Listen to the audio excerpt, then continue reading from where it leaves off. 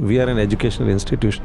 Please comment your thoughts on education. So along with the courses that they are being offered, they must definitely have courses on self-education. Before they enter placements, they must be very, very clear about themselves and life. And who do you think can offer those courses? Well, I would want to present myself. Sure, yeah.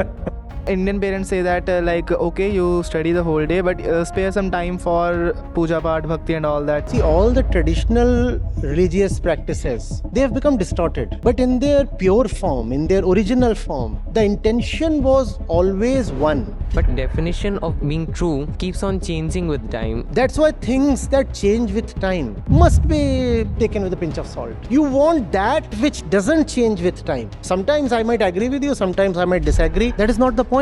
That's the young man we want today. And young woman, yes. So how do we know it is right or it is wrong? Right or wrong are labels. Don't apply them. Sir, when we listen to the conversation between Arjun and Krishna, so Arjun is asking right set of question and Krishna Bhagwan is giving the right answer. Arjun is not asking the right questions.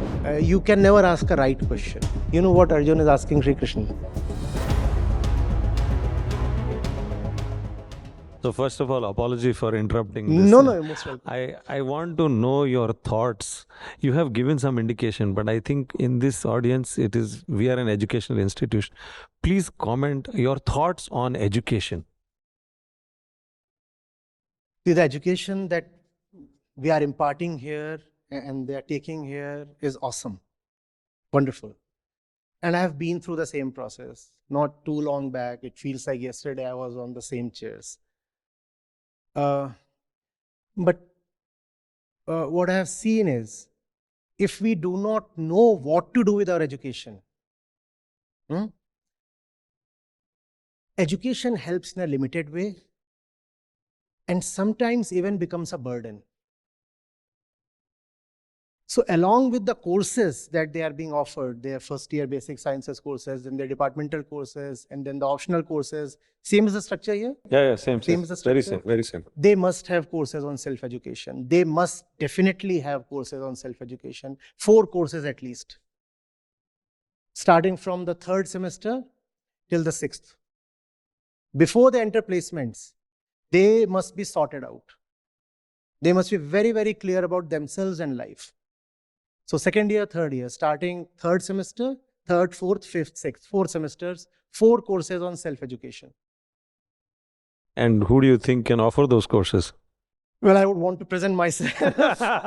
Sure, yeah. But you know, there is the formal structure available is to invite somebody like you to give lectures. As an organization, we have devised a formal structure also, though we are not using it anymore. Because right now we have moved on to a more national and global platform, not dealing really with educational institutions as such. But this is something we were doing 5 or 7 years back. So that structure is still ready, always fresh and timeless, so ready to be used. So we have that and we know of its potency. And the fact is, before I put myself on a wider platform, I wanted to work only with students. And that's what I put 10 or more years of my life into, working only with students. But then I experienced the limitations of that model. So I moved to a wider platform. But my heart is still in that. Dealing with students is something I always relish. So if an institution, if a serious institution of learning like IIT is willing, I'll be glad. In fact, the first place where I offered the structure that I had made was IIT Delhi back in 2011. We started from there. For now, I don't want to say anything publicly, but at least I would like to request, let us explore the possibility with IIT Goa. Definitely. Yeah. Thank you. Thank you. Pleasure having you. Thank you very much for coming. Please continue. So as you mentioned that we need wisdom and education, but at the same time, wisdom and education will make us more inquisitive, inquire more, and that will place us against the entire society, because as we know that society is against questioning. Yes. So how can we stay firm on our stance in that situation? How can we go against the society? What prevents you from going against the society? The question is, if we become self-inquisitive, if we start looking into ourselves, we might come up with something that may offend the society. Because when one starts loving questions, then one asks questions to everybody around as well, right? If I can ask uncomfortable questions to myself, then why will I spare you or you? I'll throw questions all around, and that may annoy or offend some people. But why is that a problem? Why is that a problem? If people get annoyed or offended or crossed, how is that a problem? That is a problem only when you have stakes attached to those people. That is a problem only when you want something from those people. Right? And then you will be afraid, I have annoyed that person, he may withhold something. If you are offering something to somebody without expecting much in return, then you will never be afraid. Fear comes only from greed and desire. If your aim is to bring the truth to the other without expecting anything or without expecting much, then you will never be afraid. Never. See, at this moment, if I start wondering, even as I speak, what the hall is thinking of me, what my approval ratings would be like, what if I circulate a feedback form? Will they applaud for me when I rise? If I start thinking of these things, my voice would lose its edge. My truth will be blunted. If I want to bring the truth to you, I must not expect applause from you. That is the only way I can remain sincere and truthful here. And that's the answer. Yes, sir. Sir, like you were discussing about education and spirituality also. But sir, like you were also saying that have some courses for spirituality and all that. Like even Indian parents say that like okay, you study the whole day, but spare some time for puja part, bhakti and all that. But sir, can't we just merge both these things? Like both these things seem pious to us. Like You can do education that, and spirituality. all the How to so-called, merge it? yeah, you don't need to merge, you need to refine, purify. See, all the traditional religious practices, they have become distorted.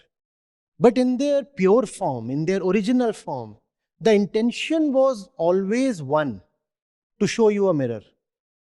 Because religion is about freedom from inner bondages and suffering and anxiety and chaos and confusion and all these things that keep happening on the inside. That's the definition of religion, very definition. Religion is not about God attainment. Religion is not about attaining a heaven for yourself. It is about freedom from your inner chaos and suffering right now. That is religion. So all the religious practices originally had the same intent, right? But they got distorted. So if you can look into the religious practice, refine it for yourself, and use it as a mirror, then it's wonderful. But if it is not refined, if the religious practice is not acting as a mirror, if it is not bringing you face to face with yourself, then the religious practice is junk. It will not help you. Focus. Sir, as you mentioned that the religions that were like created, they were like they had traditions keeping something in mind, but those got distorted. But as you all know that the definition of being correct or like being true keeps on changing with time. Like whatever is being considered right in today's world, that might not be considered right in in the future, and it was not considered right in the past as well. Right. So like how can we like choose what is right, you know? So things that change with time, as you rightly said, are not reliable. Will you want to be with someone who can change the next moment? Will you want to eat food that can get poisonous even as you pick it up and bring it to your mouth. The waiter will say, when I served it to you, it was all right. But the half-life was 2 minutes. So it got spoiled even as you ate it. Would you want to consume such food? You won't want to, right? So that's the thing. We are all so anxious because the world is unreliable. We don't know what will happen next. That's why things that change with time must be taken with a pinch of salt. You want that which doesn't change with time. And how to come to that? By first of all, not labeling the changeable as unchangeable. Right? Lovers tell each other, I love you till eternity. Now what have you done? You have blocked the truth. How? You have labeled the ephemeral as eternal. You have labeled the time-bound as timeless. Now when you have labeled the false as truth, you have blocked the real truth. Therefore, the real spiritual practice lies in identifying what is continuously changing with time and not to take it very seriously. Yes, sir.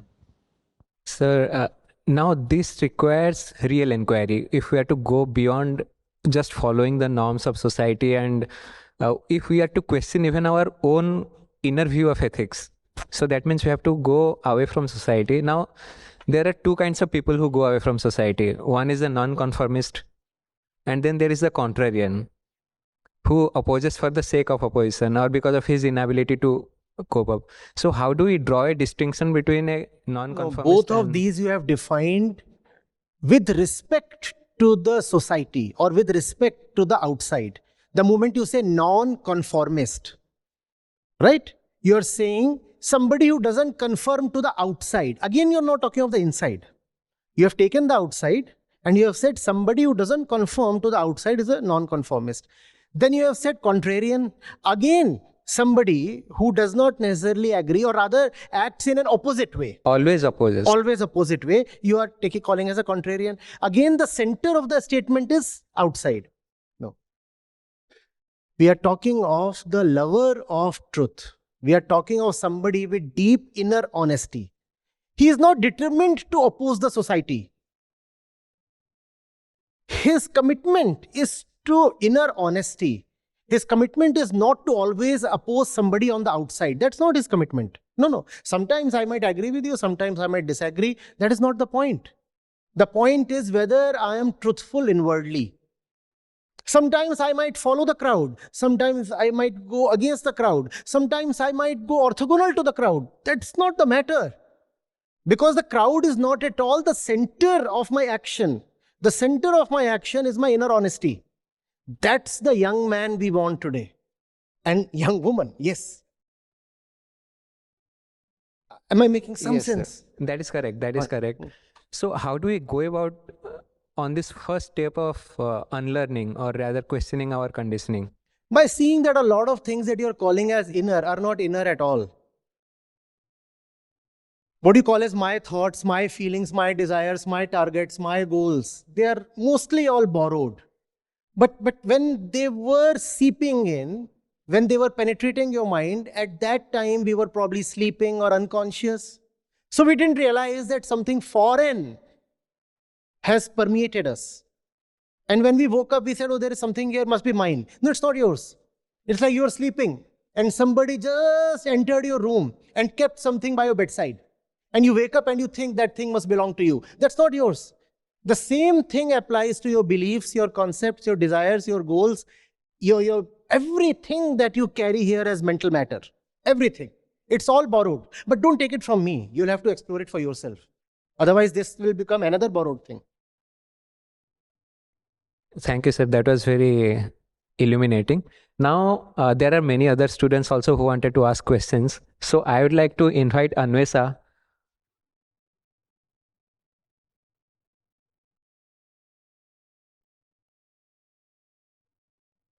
Hello. Sir, I'm Praveen Saxena. I'm tech second year. So my question is like, I've been hearing lots of problem. and the only solution I'm coming to know is like knowing yourself.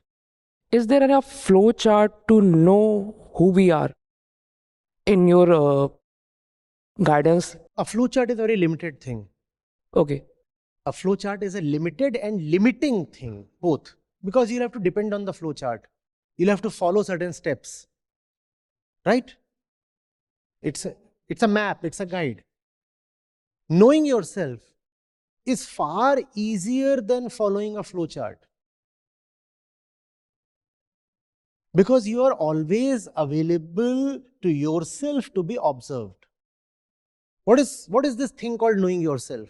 This self is not a thing sitting somewhere in the lung or in the heart or in the intestines. It's nothing, right?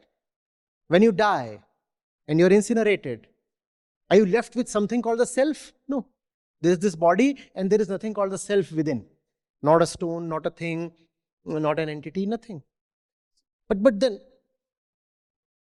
it shows up in its actions. Only in the actions is the self present. There has to be certain movement. The self is doing something, and then you know the self is there. If the self does nothing, then the self is impossible to be seen. It is not like an insect, that the insect is sitting there and you can see it. No. It is like light. Do you ever have stationary light? Light is possible only in, movement. Similarly, the self is something that exists only in movement. Can you have a stationary photon? Is it possible? Is it possible to have a stationary? Yes, it is possible, but in the very extreme sense, you'll have to conduct a mind-boggling experiment, and then you can bring speed down in a relativistic framework to close to zero. But leave that.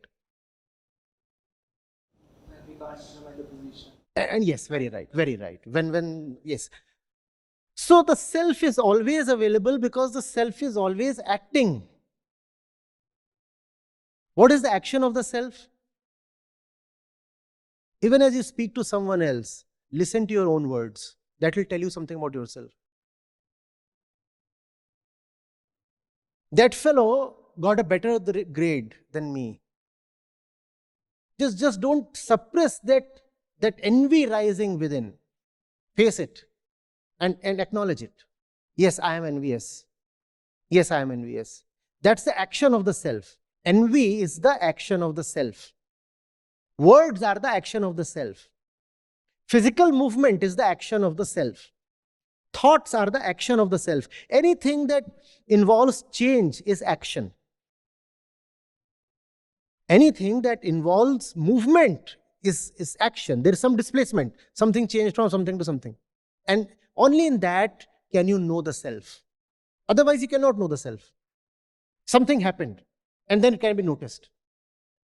Something happened, and then it can be noticed. Like a radar that can detect only movement. Only movement can be detected. And the self is, that's a good news, always moving. There is not a second when you are not doing anything. Even when you are not doing anything, there is still some activity going on. Acknowledge it. Acknowledge it. Something is going on, whatever is going on. Sometimes the thing is very obvious, very material, like you are extending your hand to pick this cup, and you can see what you are doing.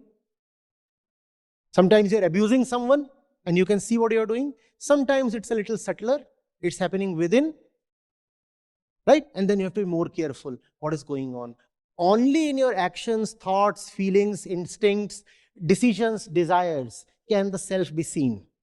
So how do we know it is right or it is wrong? Right or wrong are labels. Don't apply them. Sir, when we Otherwise, you will not be able to see anything. To see something, especially to see yourself, you must not be judgmental. If you'll be judgmental, you will only see what you consider good. Because seeing the other things will be dangerous. You have already said envy is a bad thing. Lust is a bad thing. Now, as a young man, these are the things you may frequently encounter. Anger, greed, envy, lust. But you have already labeled them as chichi, ganda. So even when they are available to be seen, what will you do? Neglect. You'll turn your face away. You'll say, no, they don't exist. Because if I acknowledge that I'm envious, then I'm a ganda bacha. So I'll not see. You can really know what is happening within when you are not judgmental. Watch without judgment. Watch without bias. Watch without desire or the need to conclude. Don't say, I watched this, hence it is proven that this is this. No. Your job is not to prove something. Your job is not to come to a conclusion. Your job is just to be truthful and know. That's your job. That's your fundamental nature. So coming to the last point. Yep. Sir, when we listen to the conversation between Arjun and Krishna, so Arjun is asking right set of question and Krishna Bhagavan is giving the right answer. But as a human being, we don't know what is the right question to be asked. No question is ever right. And the right answers are always irrelevant to the question. Arjun is not asking the right questions. No, when it comes to the inner world, we are not talking of mathematics and physics here. We are talking of who you are, what your relationship with this, that is, where should your action come from. We are talking of these questions. When you're talking of the inner dimension, you can never ask a right question.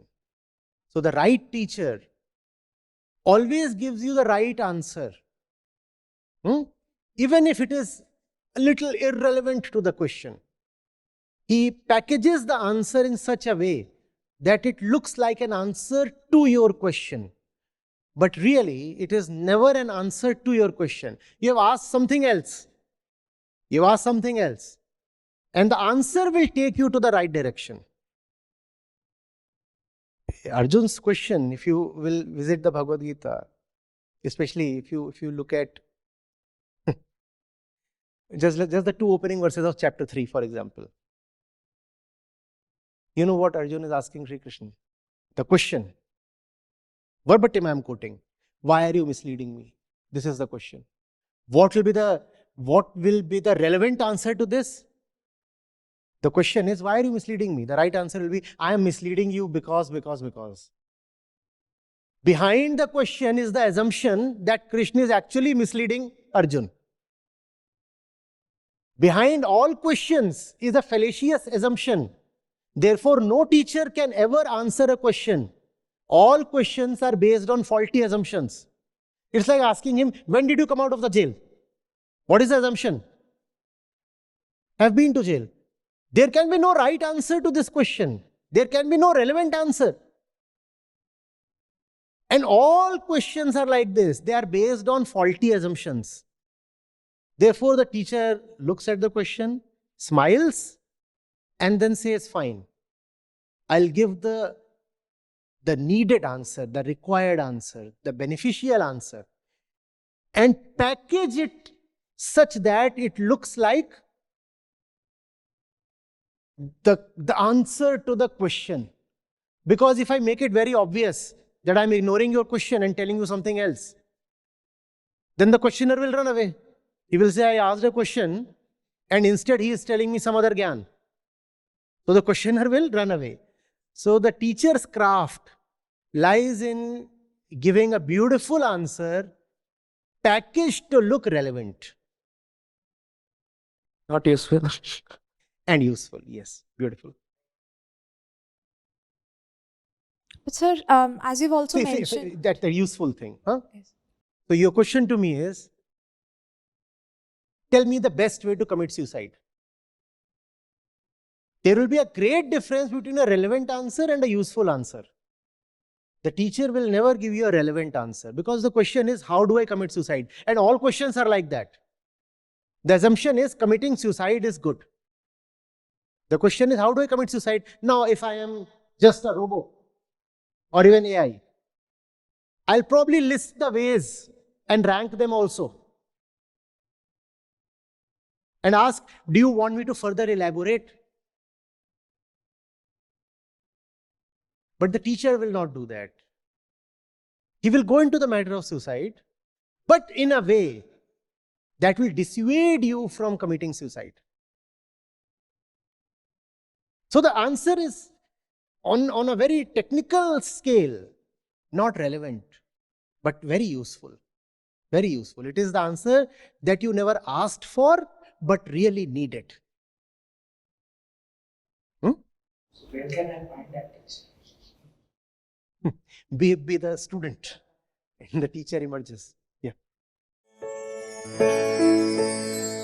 My name is Ajay. I have joined from Dubai. I run a company here. I'm the CEO of the company. So those things which are told or by the so-called Babajis or priest or any kind of spiritual definition which we see nowadays, which is quite famous, you will easily can verify that they are all false. They don't hold logic. They are mostly on emotions or beliefs or some kind of assumptions which goes through generations in the society or the tradition. So that's where this brings a very much clarity in terms of refinement or in terms of giving a very crystal clear view of that these are all false, right? And that's the whole purpose. To go to the truth, you have to remove the falseness.